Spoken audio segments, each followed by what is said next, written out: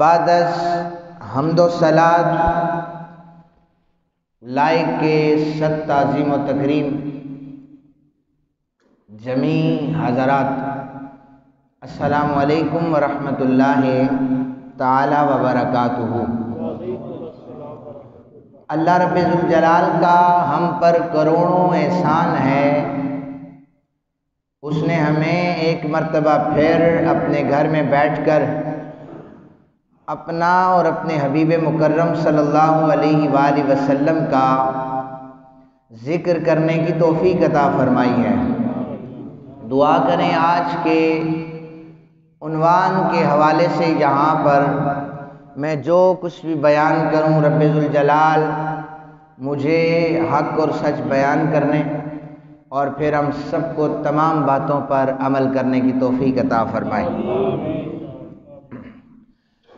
ماہ رجب المرجب بہت ساری عقیدتوں کا مرکز ہے۔ سب سے اہم ترین چیز اس میں نبی پاک صلی اللہ علیہ وآلہ وسلم کا معراج جو بیان ہوا ہے،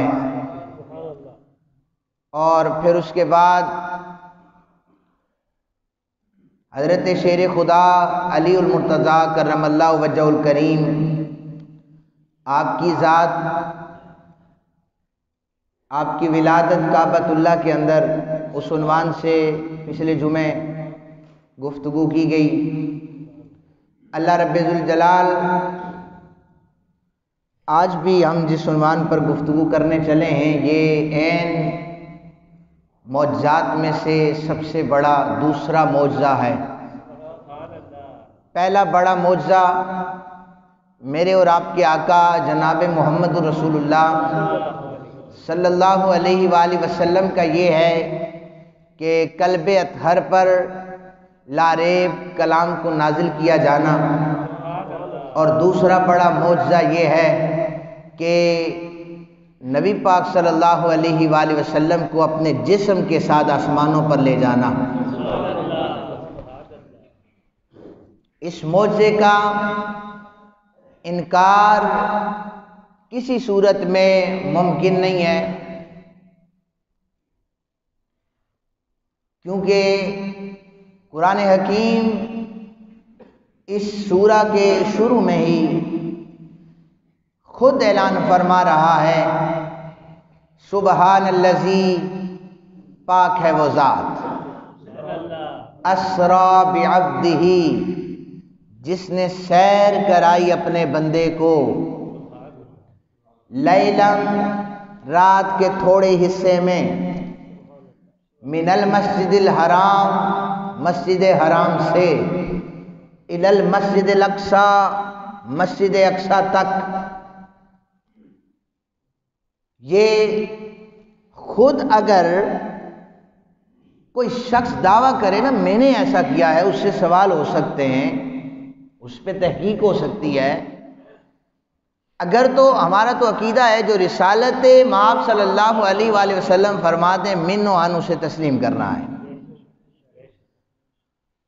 اگر تو نبی پاک صلی اللہ علیہ وآلہ وسلم خود یہ فرماتے نا کہ لوگوں میں معراج کر کے آیا ہوں، اللہ کا دیدار کیا ہے، اللہ کی تجلیات کا دیدار کیا ہے، اس کی نشانیوں کو دیکھا ہے، مظہر نور خدا کو دیکھا ہے، تو اس پر ہو سکتا ہے کوئی ایک طبقہ انگلی اٹھا سکتا تھا، احادیث پر جرح کر سکتا تھا، لیکن ہر ایک معترض کا منہ بند کرنے کے لیے قرآن حکیم نے واضح اعلان فرمایا کہ یہ اعلان بھی اتنا بڑا ہے، معجزہ بھی اتنا بڑا ہے، میرا محبوب بھی اتنا بڑا ہے کہ میں کسی اور سے نہیں، خود اپنی کتاب میں کہہ رہا ہوں نا، سبحان الذی اسریٰ، پاک ہے وہ ذات جو خود لے گئی اپنے بندے کو،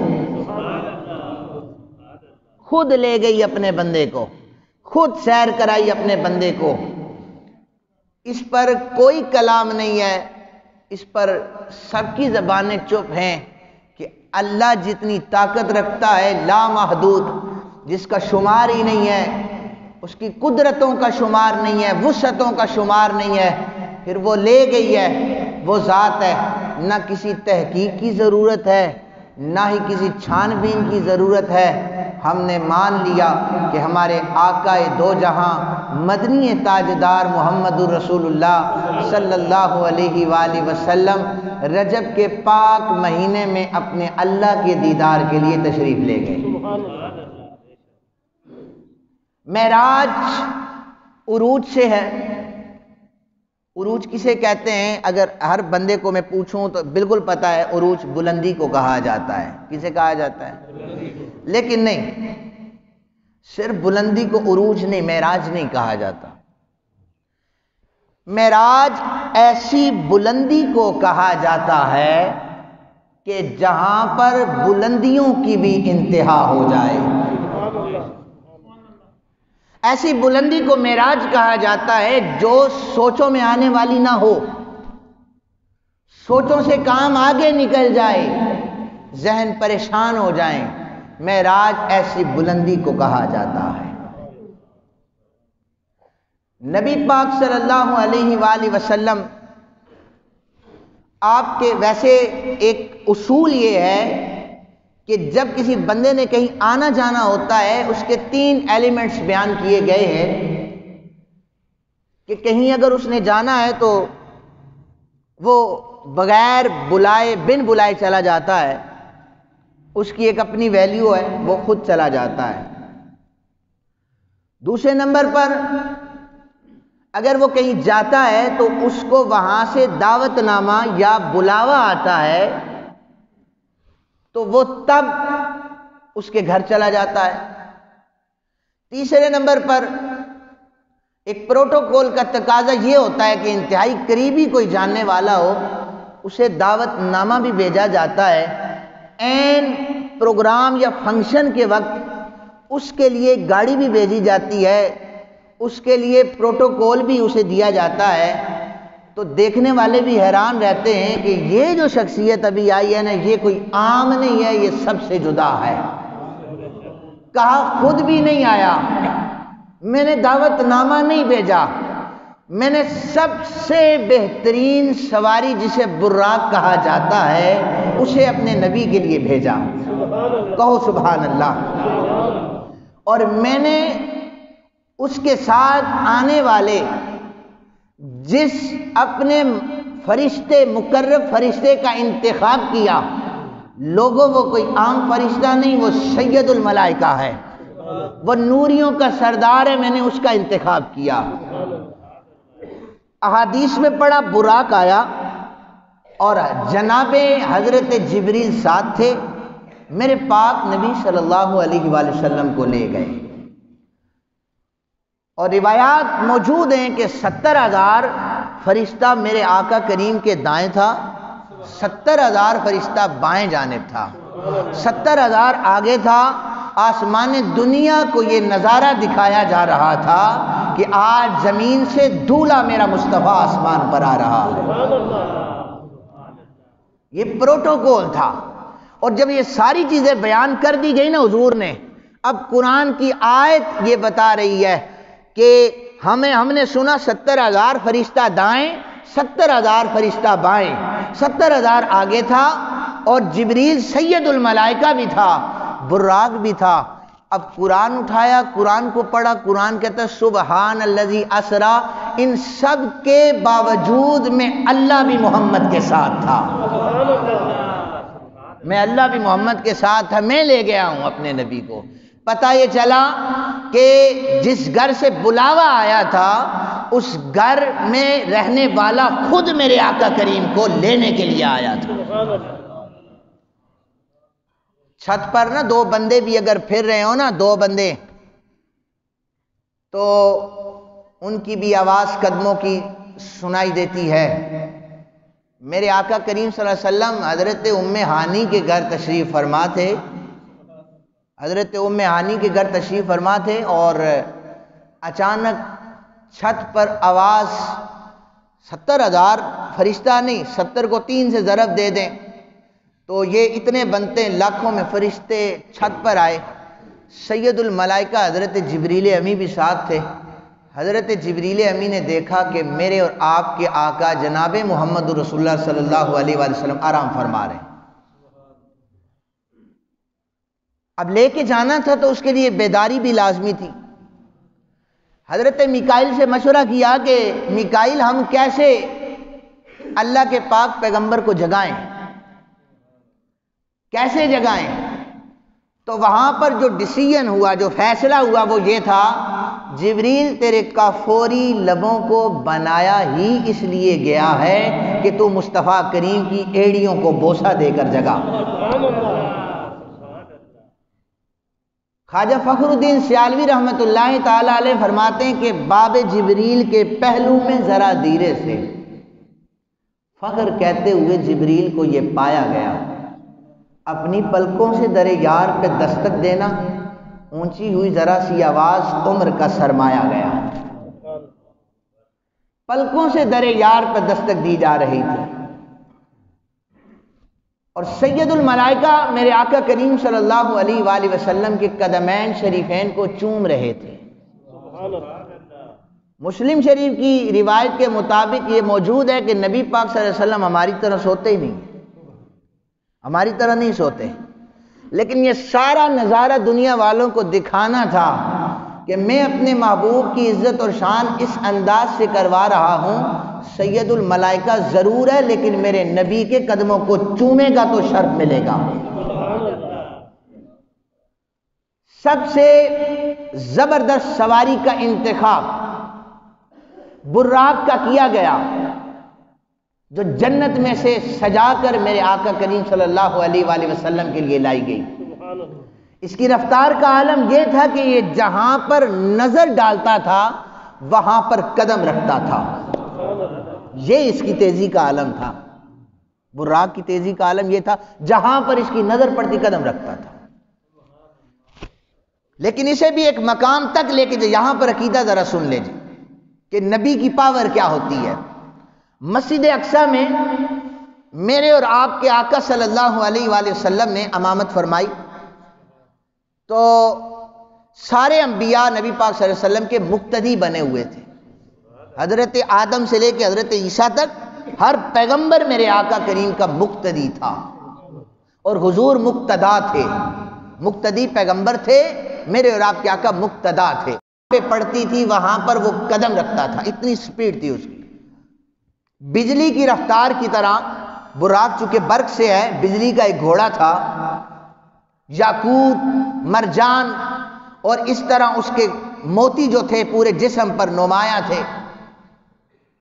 وہ جنتی گھوڑا تھا، اس پر جو رکابیں تھیں وہ بھی موتیوں کی بنی ہوئی تھی. بہرحال اس کی سپیڈ یہ بتائی کہ جہاں پر دیکھتا تھا وہاں پر قدم رکھتا تھا.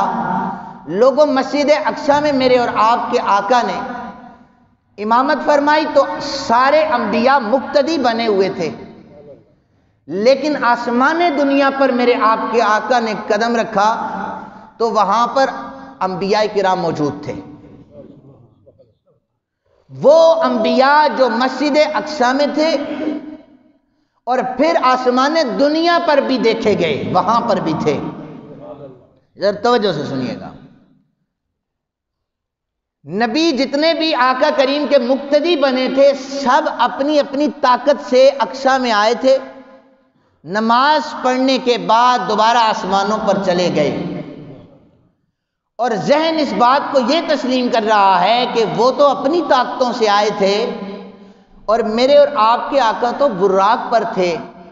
آقا کو تو پہلے پہنچنا چاہیے تھا، لیکن جب نبی پاک وہاں پر پہنچے تو حضرت آدم، حضرت ابراہیم، حضرت شیس، حضرت موسیٰ و عیسیٰ و نوح سارے وہاں پر موجود تھے آسمان پر. تو پتہ یہ چلا ایک بات کہ نبی پاک کو جبریل لے کر گئے تھے، براق پر سواری کرتے ہوئے گئے تھے. تو لوگوں یہ جبریل کی پاور تھی، یہ براق کی پاور تھی. وہ جس انداز سے سفر کر رہا تھا، نبیوں کی پاور براق سے اور جبریل سے کئی گنا زیادہ تیز تھی. وہ براق سے بھی اور جبریل سے بھی پہلے آسمانوں پر پہنچ گئے. اب ذرا سنیے گا، جن نبیوں کو نبوت فیض مصطفیٰ سے ملے، ان کی رفتار کا عالم یہ ہے کہ وہ بجلی کے گھوڑے جو جنت سے آیا ہو اس سے بھی پہلے آسمان پر پہنچ سکتے ہیں۔ مقتدی کا یہ عالم ہے تو امام الانبیاء کی سپیڈ کا عالم کیا ہوگا؟ اللہ اکبر۔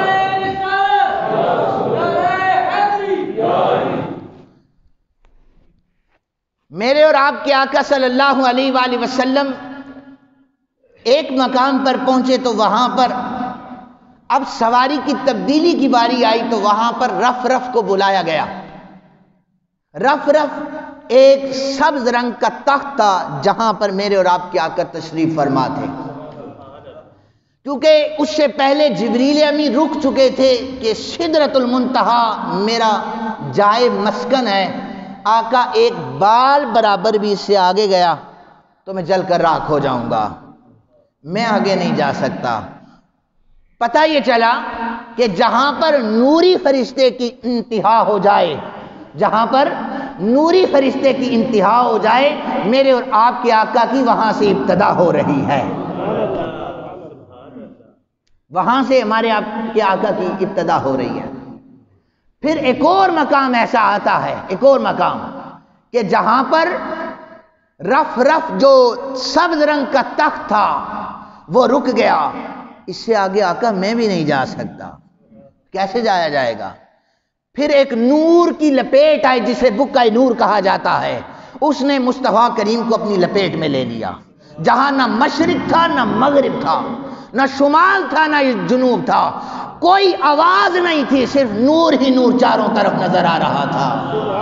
آقا کریم صلی اللہ علیہ وآلہ وسلم اپنے صحابہ سے یہ فرما رہے ہیں، صحابہ مشرق مغرب تو وہاں پر تھا نہیں، لیکن میرا اپنا دایاں اور بایاں ضرور تھا۔ میں نے اپنے دائیں دیکھا وہاں پر رب کی تجلیات کو پایا، میں نے بائیں دیکھا وہاں پر بھی اللہ کی تجلیات کو پایا۔ آقا کریم صلی اللہ علیہ وآلہ وسلم فَكَانَ قَابَ قَوْسَيْنِ أَوْ أَدْنَىٰ، دو کمانوں جتنا فاصلہ رہ گیا تھا، اتنے قریب سے اپنے اللہ کا دیدار فرما رہے تھے۔ دیکھیں یہ سارا سفر، اللہ تعالیٰ کا دیدار، جنت اور دوزخ کا مشاہدہ، ساتوں آسمانوں پر انبیاء علیہ السلام سے ملاقاتیں، فرشتوں کے جرمٹ میں استقبالیات، ہر مقام پر آقا کریم صلی اللہ علیہ وآلہ وسلم کے استقبال میں درود شریف کے نذرانے پیش کیے جا رہے تھے۔ امام الانبیاء جو زمین پر تھے، آسمان دنیا کی معراج ہو چکی ہے کہ حضور کے قدم وہاں پر لگ رہے ہیں۔ اور یہ ایسی بات نہیں ہے کہ پہلی دفعہ مصطفیٰ گئے تھے، کچھ خصوصیات تحفے طائف دینے تھے تو آقا کریم صلی اللہ علیہ وسلم تشریف لے گئے تھے، ورنہ کبھی مصطفیٰ کریم وہاں تشریف لے جاتے، کبھی اللہ خود مدینہ شریف میں آ جایا کرتا تھا۔ ترمذی شریف کی حدیث پاک پڑھ رہا ہوں، 10 صحابہ کرام اس حدیث پاک کے راوی ہیں۔ میرے اور آپ کے آقا نماز کے لیے تھوڑا سا لیٹ ہو گئے، مصلی امامت پر تشریف لائے، میرے آپ کے آقا نے نماز پڑھائی، نماز کے سلام پھیرنے کے بعد آقا کریم صلی اللہ علیہ وآلہ وسلم نے فرمایا، صحابہ مجھ سے پوچھو کہ میں دیر سے کیوں آیا ہوں۔ صحابہ نے پوچھا آقا بتائیے دیر سے کیوں آئے ہیں؟ میرے اور آپ کے آقا نے فرمایا، ابھی میں عائشہ کے حجرے میں تھا، میں نے اپنے اللہ کو خوبصورت شکل میں دیکھا ہے۔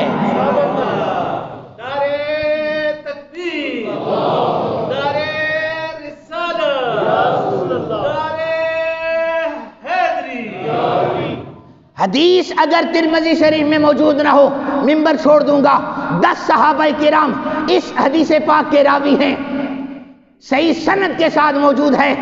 میرے اور آپ کے آقا نے فرمایا، میں نے ابھی اپنے حجرے میں اللہ کی شان کے مطابق خوبصورت شکل میں اپنے اللہ کو دیکھا ہے، اللہ نے اپنے دست قدرت کو میرے کندھوں کے درمیان رکھا ہے۔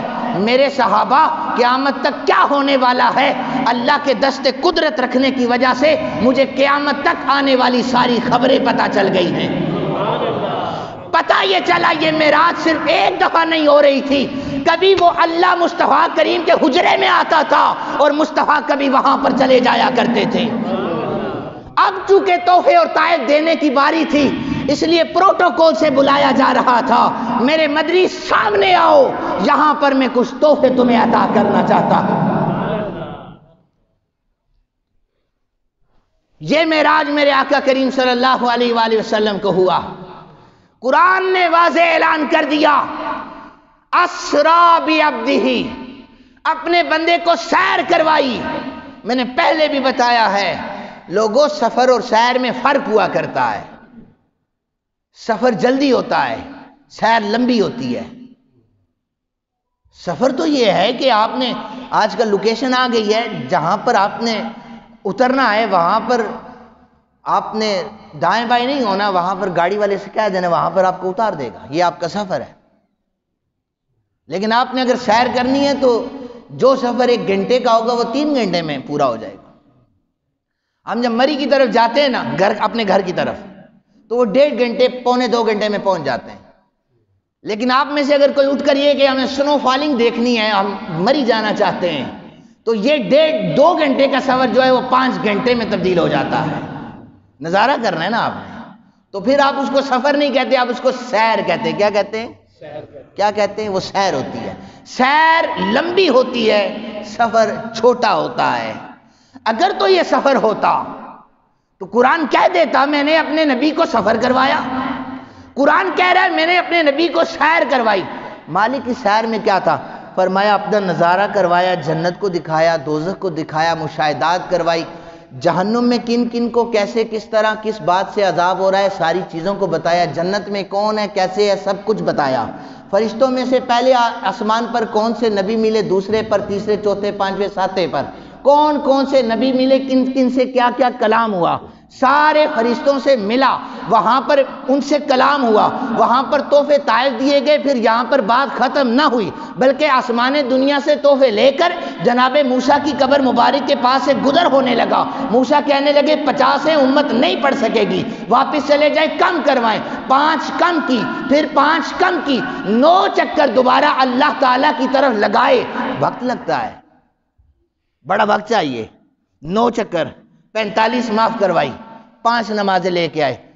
اس کو سفر تو یہ سیر ہے نا، یہ اتنا لمبا وقت، پتہ ہے کتنا لمبا تھا؟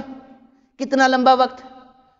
جب میرے اور آپ کے آقا دوبارہ زمین پر پہنچے، جس بستر سے اٹھ کر ام ہانی کے گھر سے گئے تھے وہ بستر ابھی تک گرم پڑا ہوا تھا۔ اسی لیے تو ابو جہل جیسا بدبخت جاہل ماننے کے لیے تیار نہیں تھا۔ اتنے قلیل وقت میں لمبا سفر کیسے طے ہو سکتا ہے؟ کہا اسی لیے میں نے کہا ہے سبحان الذی اسرا، میں اللہ لے کے گیا ہوں، تمہیں اعتراض کرنے کی ضرورت ہی نہ پڑے، میری قدرتوں کو شمار کر رہے ہو۔ کہا ابو جہل تیرے اعتراضات قیامت تک تیری نسل میں چلتے رہیں گے، تمہارے اعتراضات ہوتے رہیں گے۔ میرے نبی کا ماننے والا ابو بکر کا غلام ہوگا جو آنکھیں بند کر کے کہے گا ہاں آقا ہم نے تسلیم کیا آگے۔ اتنی لمبی سیر تھی، جس کنڈی کو کھول کر باہر نکلے تھے وہ ابھی ہل رہی تھی، جس کنڈی کو کھول کر باہر نکلے تھے وہ ابھی ہل رہی تھی، اور جس پانی سے وضو کیا تھا وہ پانی ابھی چل رہا تھا۔ پتہ یہ چلا آقا کریم صلی اللہ علیہ وآلہ وسلم جب اس دنیا سے عالم لامکہ کی طرف گئے تو ساری دھرتی سے جتنی بھی دھرتی پر جو نظام کائنات چل رہا تھا اسے روک دیا گیا۔ ایک جگہ پر فرمایا نا کہ کائنات کی جان محمد عربی کو پیدا کیا گیا۔ کیا کہا گیا؟ کائنات کی جان محمد عربی کو پیدا کیا، یعنی کائنات کی روح محمد عربی کو پیدا کیا گیا۔ لوگوں جب آقا آسمانوں پر گئے ساری کائنات سے روح کو نکال دیا کہ نبی آسمانوں پر چلا گیا ہے۔ جہاں سے پانی چلا تھا روکا گیا، کنڈی کو روکا گیا، بستر کی گرمائش کو روکا گیا، نظام کائنات کو روکا گیا۔ میرا مدنی اس دنیا میں نہیں ہے تو پھر اس دنیا کے حرکت کی ضرورت نہیں ہے، جب نبی آئے گا ساری چیزیں دوبارہ حرکت کریں گی۔ اللہ تعالیٰ